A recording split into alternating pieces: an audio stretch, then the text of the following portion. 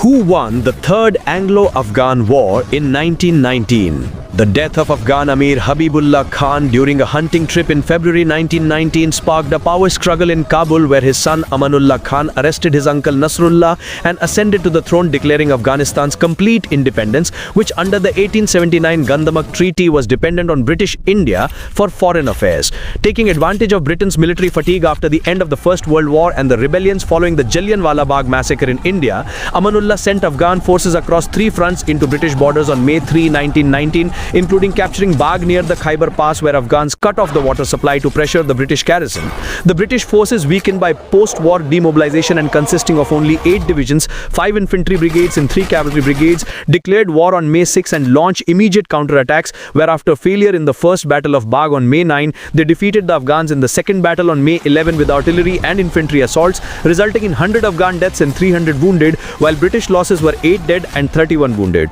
Meanwhile, the Royal Air Force bombed Kabul and Jalalabad, including an attack on the Amir's palace on May 24 that weakened Afghan morale and captured Spin Boldak on the southern front. On May 27, the Afghan attack on Thal fort put severe pressure on the British garrison, but Brigadier Reginald Dyer sent a relief force on June 1 to push back the Afghans, with 94 British killed or wounded.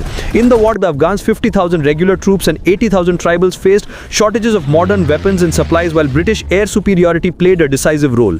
On May 31, Amanullah requested an armistice that took effect from June 3, and the war was militarily a draw where Afghan attacks failed, but British exhaustion paved the way for negotiations. Negotiations began in Rawalpindi on July 27, where British Representative Hamilton Grant rejected Afghan demands like war reparations and occupation of tribal areas, and issued an ultimatum on August 1, leading to the treaty signing on August 8, in which Britain recognized Afghanistan's independence, relinquished control over foreign affairs, but ended the annual subsidy. The Afghans accepted the Durand Line as the border and stopped arms imports from India. This treaty was completed with amendments in Kabul in 1921, which was more a result of the British Empire's war fatigue and political pressure than a military victory, and diplomatically benefited Afghanistan but kept its borders unchanged. In the next video, we will tell you who made Afghanistan a graveyard. Watch all previous videos of the Afghanistan series. Subscribe to the channel, press the bell icon, like the video, and comment whether Afghanistan really defeated Britain.